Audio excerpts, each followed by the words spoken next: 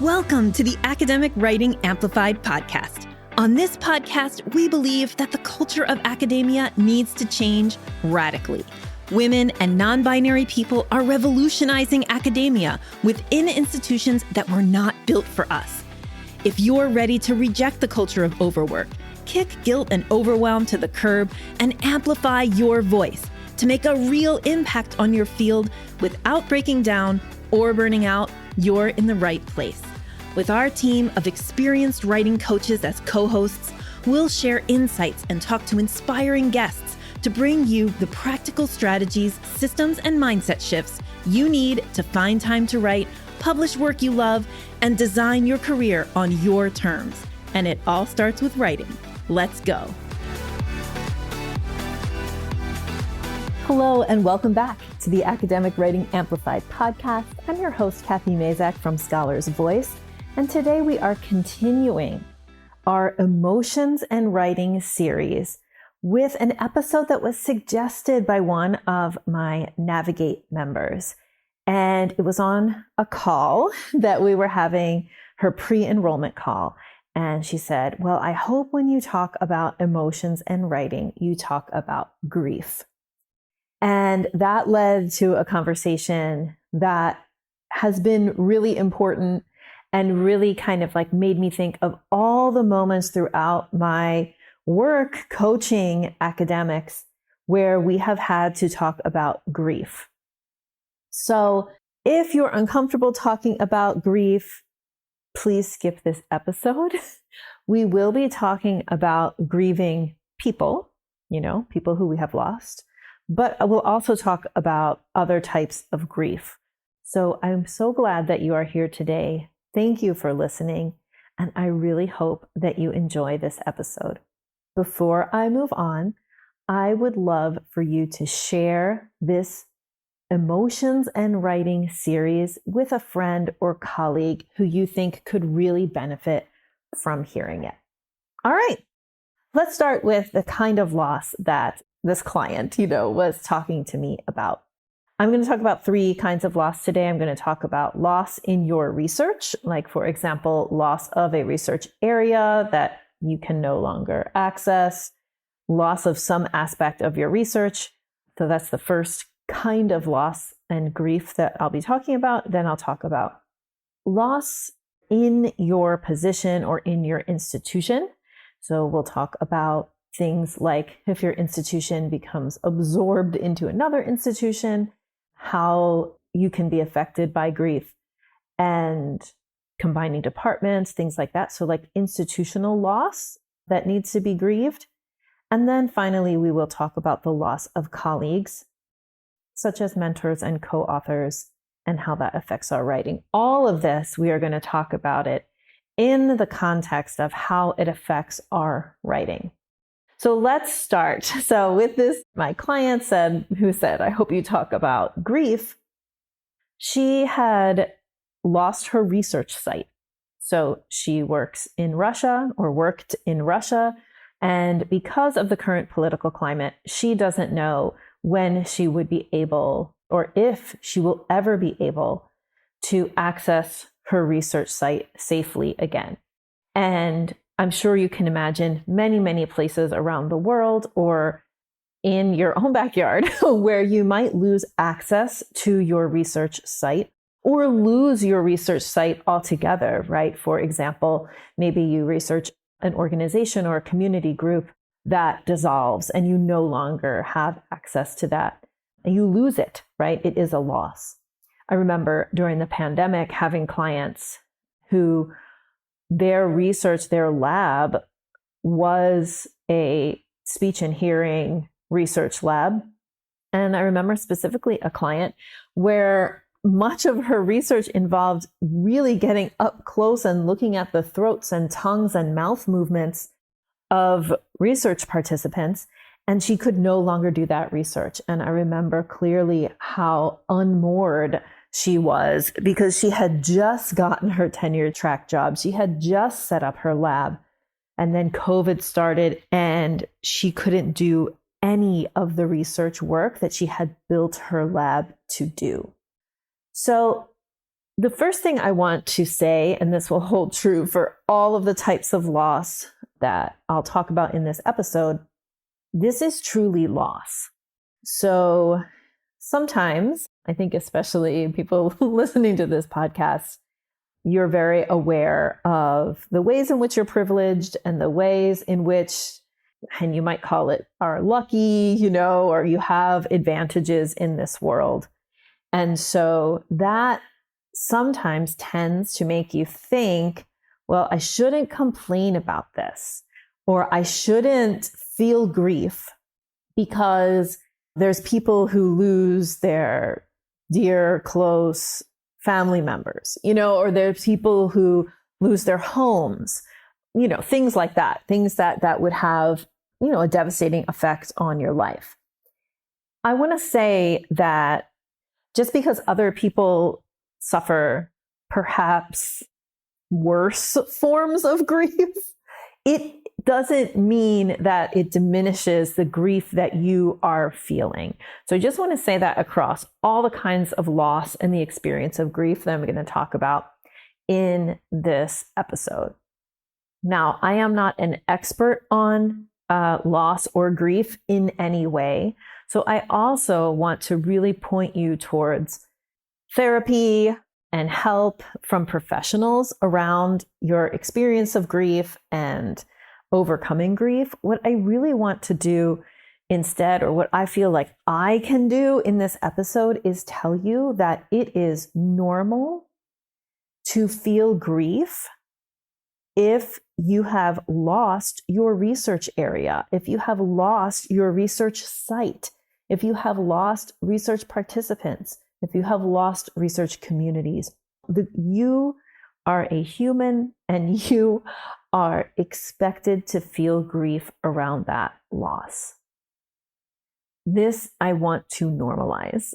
So I was having a conversation with one of my one-on-one clients recently, and this has come up before, that in one-on-one coaching, people will say, I was like, I really needed your permission in order to do blah, blah, blah.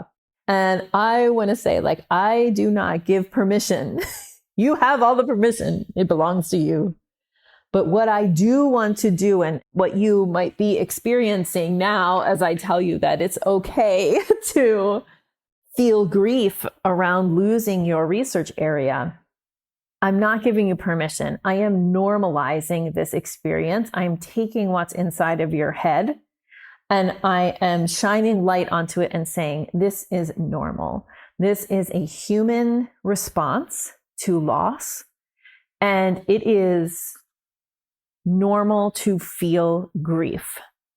So how does losing your research area affect your writing? So there's many actual tactical, practical adjustments that have to be made when you lose your research area. Obviously, because this is a series about emotions and writing, you will feel grief. And so part of what you need to do is give yourself time and, if you can, resources of support around helping you through the grieving process and the grieving period. One of the things I talk about in my programs, especially in my more advanced programs, is systems of support. So what are the systems of support that exist for you to help you through your feelings of grief? For example, other colleagues, mental health professionals, family members, like, who are the people around you? What are the systems of support that you can engage with in order to help you deal with and process the grief that you're feeling? I just don't want to underestimate this. This is really, really important. If you just try to ignore the grief, or if you say, I don't really care about the grief, you say that, although it's not true inside, but you say I can overcome this without, the thinking, the processing, the actual counseling maybe that you need, that will backfire and it will just prolong what might end up being a disconnection from your writing. So when we are grieving, especially when we are trying to write about the thing we are grieving about, it is extremely, extremely difficult. Writing is emotional. That cannot be ignored. Writing is something that takes emotional energy, and the experience of putting your thoughts and your analyses and your words down on paper, that is an emotional experience, a production, a creation. And if you are feeling grief, especially around the area that you are trying to write about, it will be extremely difficult. Again, I am not an expert on, I can't tell you, especially in a one-way podcast, right? Like how to overcome or work through those feelings of grief. But what I can tell you is that you cannot ignore them. You can't say, and you can't just try to power through, because that is not actually a powerful position to take. The powerful position to take is, I acknowledge this grief and I'm going to work through it. Then another, thing to consider if you've lost your research area is, how are you going to pivot? Where are you going to turn? What are you going to do? If your research was about Russia at a certain site in Russia and you can no longer go there to collect data, then what is your alternative going to be? Now, again, the grief will affect how you deal with creating your pivot in your research. Certainly, there are things to do. You exist at choice and you have different options. One option might be, for example, the person who had to close her lab because of the pandemic. Maybe there are other lines of research or very closely related research that she could do at a distance that wouldn't involve the actual close contact with the research participant's physical body. Maybe, right? So one thing to do is brainstorm. What are some related things? If I can't do X, how could I kind of circle around X to continue moving my research forward while I'm waiting for the situation to resolve itself or to be resolved? So for some people, that will be an option. For other people, there is no foreseeable resolution of the problem. And so you are going to have to create a research pivot. So a couple of things about research pivots that I think are really important. Research pivots are normal and natural over the course of a career. Nobody wants to be forced into having to pivot their research. Absolutely true. You do not want to be forced into it. However, you should know that if you do need to pivot in your research, you are among many people who have done that before.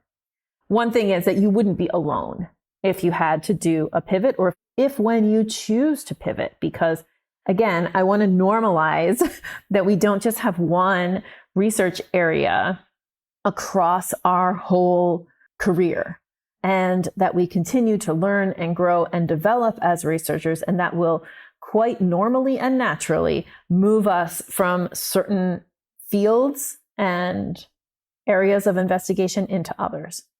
So one thing you might do is talk to somebody who you know has made a research pivot. And that might be something that could also help you if you are forced to pivot your research because of a loss of a research site or something similar. And again, how do you make a research pivot? Well, something that's really important. There's a book that's called Pivot. I actually feel like it's on the shelf that I'm looking at right now. I can't remember the author's name, but I remember her saying, the pivot, it's not a jump. When you pivot, if you think about a basketball player, right?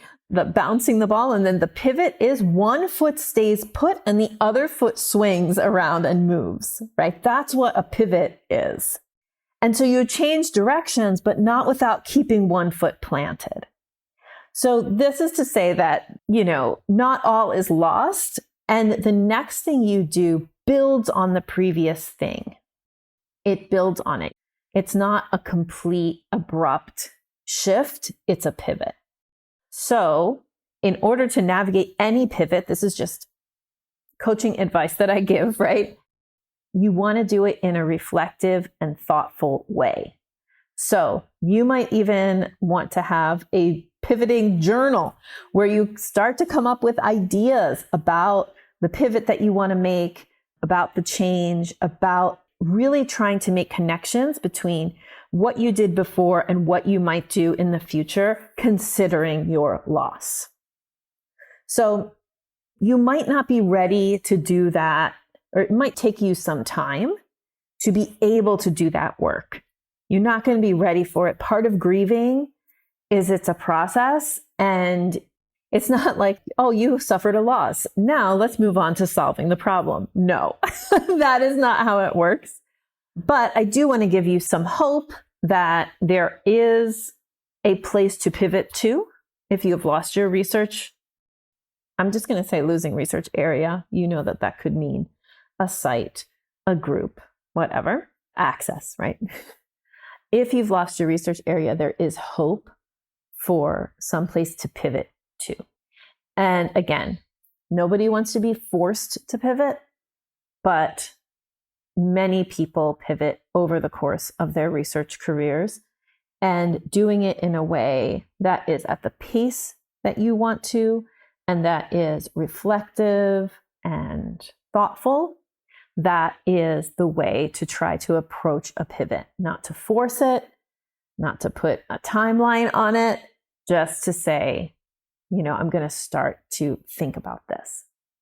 That leads me to kind of just in general, maybe this is in your head and I want to address it. Some of you are thinking, that's great. Let me take my time, except I can't because I'm on like a promotion timeline.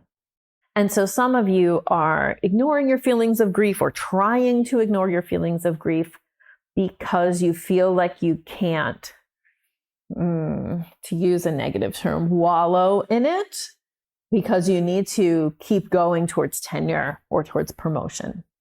So what I would say to that is just what I've said before, which is that if you continue to ignore and not deal with the grief, you will just elongate the grieving process. This thing about stages of grief, it is not linear. There's not stages that you pass through in that pop psychology kind of way that are lockstep, but rather grief jumps up kind of when you're least expecting it sometimes, and you're kind of cycling back through and continuing to deal with feelings. So it's something that when you accept that it's okay to feel grief around the loss of your research, and it's okay to try something new, knowing that you will still experience that grief, even if you are addressing it. Like, this is just part of accepting and acknowledging your humanity, even in your working environment, right? So many times we seem like we're not supposed to be humans at work.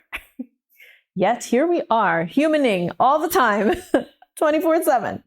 So really letting yourself have some time to deal with your grief, have some time to reflect and think as you pivot, that's really important. And I think it's very much like a slow down to go fast type of situation. If you slow down and you take that time in the long run, it will be quicker than suffering through and not dealing with the grief. All right. So that is loss in your research. The next area I want to talk about is loss in your institution or in your kind of institutional role or position. So this is something that I'm sorry to say, I think we will be dealing with more, which is that institutions will be bought by other institutions or taken over by other institutions. So I have a client in our Navigate program who has been with us in Navigate for a year, but in the world of my programs and stuff for longer than that. In this last year, I've really seen her have to deal with the grief of her institution being taken over by another institution. So I'm not going to name any places, but I will say that she worked for a small women's college that was taken over by, I don't know if it's a Research 1 university, but at least a 2 aspiring to be a 1. And so she did nothing, right? She had nothing to do with this. And it's like the situation of the border moved over me, right? Like I didn't immigrate, the border moved over me. So she went from working for one type of college, one type of university, to working for another type of university. Not exactly overnight because the transition process was several years long. And what happened was she was already, I don't know if she was already a full professor, but probably already like at least tenured, very advanced in her career, was serving as department chair. And when this transition happened, and it was a complete reorganization, and it took the institution from having a certain set of values, right? The values of the original institution in which she had been working all the way from her first, moment on the tenure track through to full professor. All that she had been operating under one system of values that were the institutional values that she shared, that she lived out, and that she built her career on. And then this other institution with a different set of values came over and imposed their values when they took over this institution. She had built her career on mentoring students, on teaching, which she loves, and her own research program was secondary to student research and training students in the lab and that kind of thing, but not so much publishing in top-tier journals or getting big grants. She did get grants. It was not like she didn't do that at all, but the pace at which she did that and the importance that had for the institution changed completely from her original institution to when the other one took over. Also, the way that she is evaluated was completely taken over.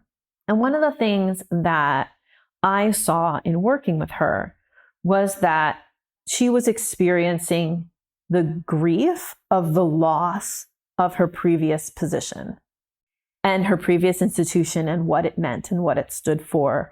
And, it affects every part of your everyday working life that your institution is now different. And she was grieving it, but maybe not consciously enough. She was so, and this is understandable completely, right? She was so wrapped up in making sure that her department survived, that her tenure track faculty survived, that, what she had created, she was so focused on navigating her corner of the institution, right? Her circle through the transition process that she didn't give herself enough time to grieve. And so once the transition had kind of fully happened, she was still grieving because she had to. She was, so nose to the grindstone, so making sure everybody else was going to be okay, that she didn't really even have time to experience her true feelings around the takeover of the university. So this is an example of loss of your institution or in your institution, in your position. She has to grieve what used to be in order to continue working at that place. And we've had discussions about, does she want to try to get a different job or what she wants to do? And she's really in the last stage of her career. And of course, she's lived in this place where her family is rooted and everything for all of her career so far, many, many years. And it's not so easy to just say, oh, I'll just get another job. It's just not that easy. And experiencing that and accepting that you are indeed grieving, I think has been a really important part of her being able to deal with the transition and her finding herself again on the other side of this transition. This is a situation that may happen to you. I mean, you might not think, I don't want to be like a gloom and doom, but all the time, departments get combined, programs get cut. Maybe it's a little less, common for institutions to basically absorb other institutions. But departments change, organizational structures shift, and you might find yourself in a similar position where you have to grieve the loss of something that you kind of created institutionally, or grieve the loss of part of the institution that you had become very accustomed to and maybe even loved. So the thoughts here, or the things to acknowledge again, are you are allowed to feel grief through that. Like if you're thinking like, oh, at least I still have a job, or any of those thoughts, I don't think that that's like a super helpful thought. Like it's okay to grieve. It's okay to say like, this is hard and I didn't want it, and to feel the feelings of that grief. This has really affected my client's ability to get publications out, because there's like this demand for her to get publications out, even at this stage of her career where there hasn't been that demand before. And so emotionally, she has resentment around that. She's questioning her ability to do it because she hasn't done the research and writing in the way that the new institution requires. She hasn't done that in so long, right? A little imposter syndrome, a little like, well, I used to do this all the time, but I haven't done it. It hasn't been my focus in so long.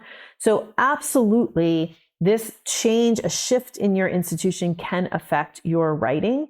Again, the way that grief always will affect your writing, because emotions and writing are connected, but also in thinking like, okay, well, now I have to do a different kind of writing than I did before.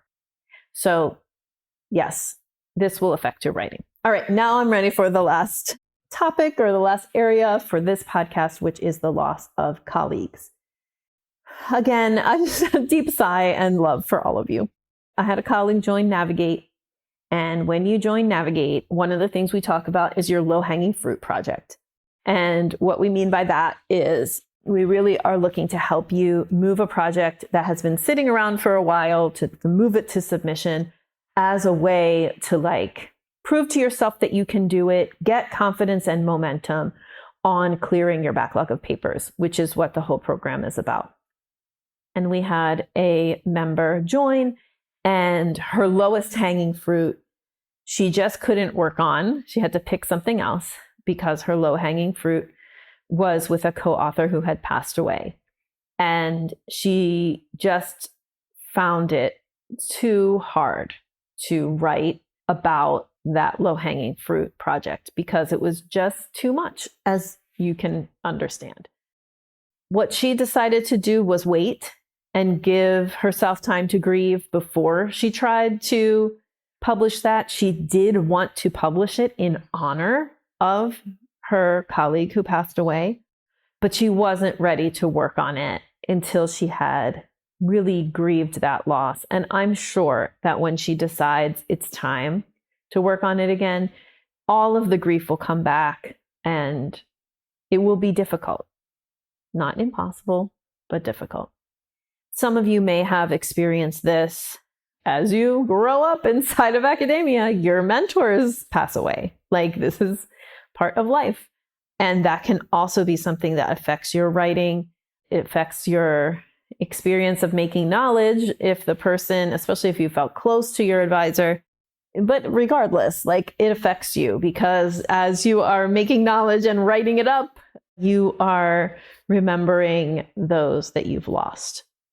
Again, the point here is just to remember that you are a human, whether you are a researcher, a human being a researcher, a human being a professor, a human being a writer.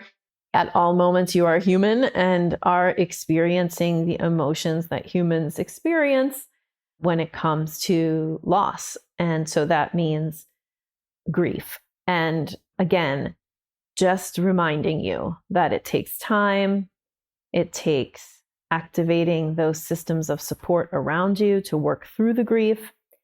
And it might, being gentle with yourself as you return to projects. If you do have this experience of co-authoring with someone who has passed, it's going to take some time, and you can decide, maybe if you decide not to write it up, like that's okay too. That's okay too. So just to recap, I am not a professional when it comes to how to counsel you around grief and loss. I am just here to say that it is perfectly normal for feelings of grief to affect your writing. It is normal for that to slow you down. And I encourage you to really get support around your loss so that you can work through and deal with the feelings of grief that you might have, whether it's for the loss of a research area or a loss you experience in your institution or the loss of a colleague or mentor. I hope that the Writing and Emotions series is helping you, because that is what this podcast is here to do. Thank you for listening if you've made it all the way to the end. And if you have a colleague who you think would benefit from this Writing and Emotions series, or maybe this specific episode on writing and grief, please share the podcast with them.